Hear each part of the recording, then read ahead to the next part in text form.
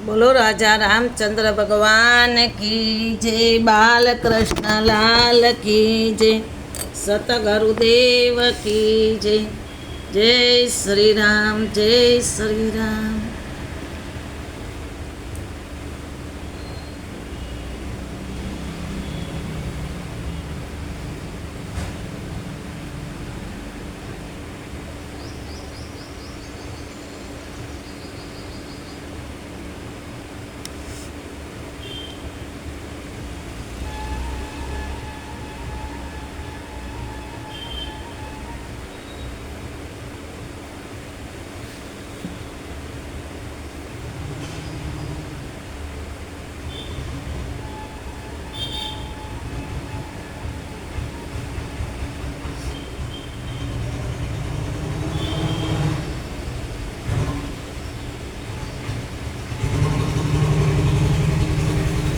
કૌશલ્યા માના પણ હિતકારી ભગવાન પર પ્રગટ થયા, જ્યાં મુનિ મનને પણ મુગ્ધ કરનારા તેમના પણ અપ્રિતમ વિચાર કરીને કૌશલ્યા માતા પણ હસ પામ્યા હતા.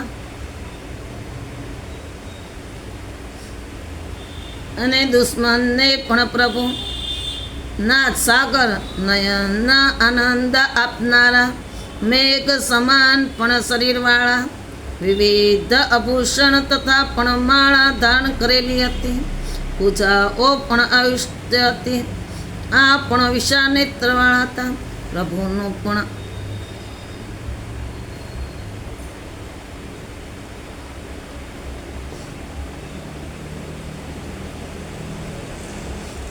એટલે ભગવાનને આવું થયું. પહેલાં માં કૌશલ્યાને મળી ગયા ભગવાનને જન્મ લીધા પહેલાં. એટલે માં કૌશલ્યા માએ કીધેલી હતી ને સ્તુતિ કરતા હતા, એ શબ્દ માતાજીને યાદ આવતા હતા.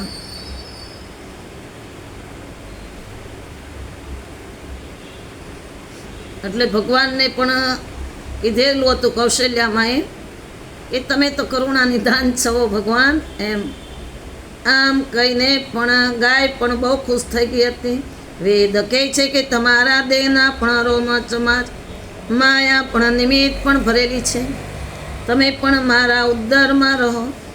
આ પણ હાસ્ય પાત્ર વચન પણ સાંભળતા જ વેદ હરિ મદ મદ પણ સ્યાતા.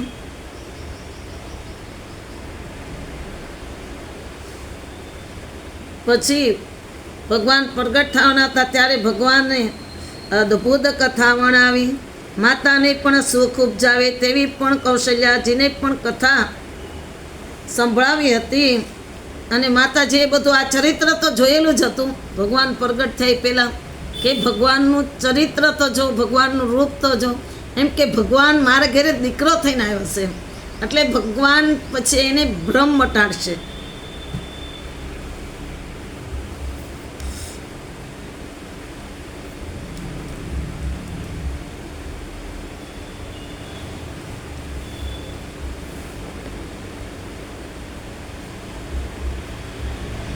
જ્યારે પણ કૌશલ્યાને તે બુદ્ધિમાં પણ પરિવર્તન કરી નાખ્યું હતું ભગવાન, ત્યારે ભગવાન પ્રગટ થયા હતા.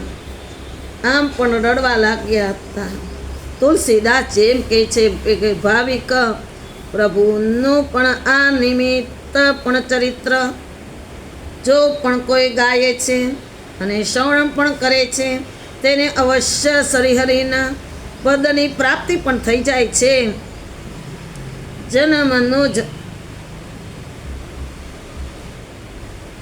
એને જન્મ મરણનો પણ ફેરો ફરવો પડતો નથી. આ ચરિત્ર સાંભળશે કોઈ ગાહે તો એને જન્મ મરણનો ફેરો પડતો નથી. ભગવાન એટલા ખુશ છે જે આ સાંભળશે ને ગાહે અને ભગવાનનું વર્ણન કરશે એની માથે ભગવાન બહુ ખુશ છે. શ્રીહરિએ પણ ગાય પણ બ્રાહ્મણ અને દેવતા તથા પણ સંતોને હિત માટે પણ અવતાર પણ ધારણ કરેલો છે. તેમનું દિવ્ય પણ શરીર તેમની રક્ષાનું સાર બનાવ્યું છે. માયાના પણ ગુણના ધામ ઇન્દ્રિયોથી પર છે તેવા શરીરવાળા કૌશલ્યાજી પાસે બાળક રડવા લાગ્યું. આ સાંભળીને પણ રાણીઓ અને પણ દાસીઓ પણ હસકેલી થઈ ગઈ હતી.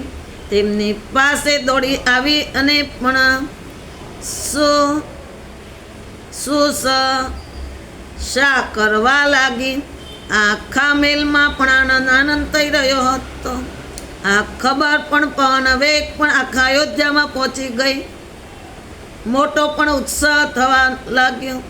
ત્યારથી જ પુત્ર જન્મની વધામણી મળતા દશરથ રાજા બ્રહ્માનંદમાં પણ મગન થઈ ગયા હતા અને શરીર પુલકિત થઈ ગયું હતું અને ભાન પણ રહી નહોતી. એટલે બધા ભાવ વિભોર બની ગયા હતા. તેમનાથી કંઈ બોલી શકાયું નહોતું, કારણ કે કેટલા વર્ષે ભગવાને અવતાર લીધો.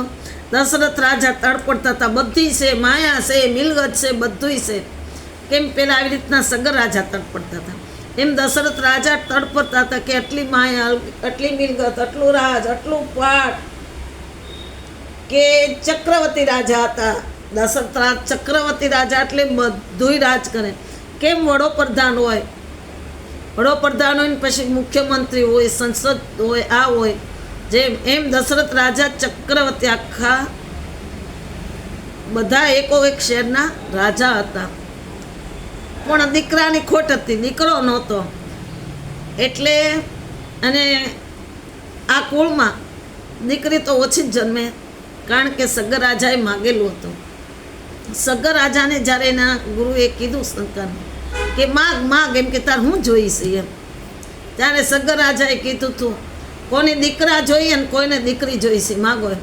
ત્યારે સગર રાજાએ બોલ્યા હતા કે દીકરા દીકરી જે દીકરા તમે દો નહીં દો, પણ મારા ઘેરે હોનાના બાળકથી દીકરી નહીં દેતા, મારે દીકરી નથી જોતી. એટલે સગર રાજાએ ત્યારે દીકરીની માંગણી નહોતી કરેલી. ત્યારે ભગીરથ રાજાને પણ દીકરા જ થયા હતા, એને દીકરીની માંગણી નહોતી કરેલી. દશરથ રાજાને પણ દીકરા જ થયા. હકીકત તેને પણ આ હવે રામનો જન્મ થઈ ગયો, એટલે હવે આ ચારેય ભાઈઓનો પણ જન્મ થશે. ગુરુજીની પણ આજ્ઞાથી દશરથ રાજાએ પણ નંદી મુખ જોયું. રાજાની પણ સંદેશો ગુરુ વિશિષ્ટજી તરત જ બ્રાહ્મણો સાથે જ રાજમહેલમાં પણ આવ્યા હતા અને બાળકને પણ જોયું અને ઘણા પણ ભાવ વિભોર બની ગયા હતા, આનંદિત થઈ ગયા હતા. બાળકની પણ આસપાસ તેજના કિરણ પ્રકાશ થતા હતા. રામ જ્યારે જન્મ લીધો ત્યારે આમાં આજુબાજુમાં આટલું બધું તેજ પ્રકાશ થતું હતું કે નહીં પૂછો વાત. ગુરુજીની પણ યાજ્ઞાથી દશરથ રાજાએ નાંદીમુખ પણ શ્રાદ્ધ કર્યું. પછી સર્વ પણ જાતિ કર્મ કરાવ્યા. સંસ્કાર કર્મ કરાયા પછી બ્રાહ્મણોને પણ સુવર્ણના દાન પણ દીધા હતા, રૂપાના પણ દાન દીધા હતા અને ગૌદાન દીધા હતા. ધનના પણ અને વસ્ત્રના પણ અને મણિ મોતીના પણ દશરથ રાજાએ દાન દીધા હતા. દશરથ રાજા એટલા બધા ખુશ થઈ ગયા કે એમ મારા ઘેરે પણ એમ ભગવાને દીકરો થઈને આવ્યા એમ. એને ખબર જ હતી ને દશરથ રાજાને કે આ પોતે ભગવાન છે. જોતે જોતામાં પણ અયોધ્યાપુરીની પણ શોભા વધી ગઈ હતી. ઠેર ઠેર પણ ધજા પતાકા લગાડવામાં હતા. બધા દેવોમાં પણ બધા દેવતાઓ પણ આવ્યા હતા. બધા વિમાનમાં આવી રહેતા અને શણગારીઓના પણ સુર વાગવા લાગ્યા હતા.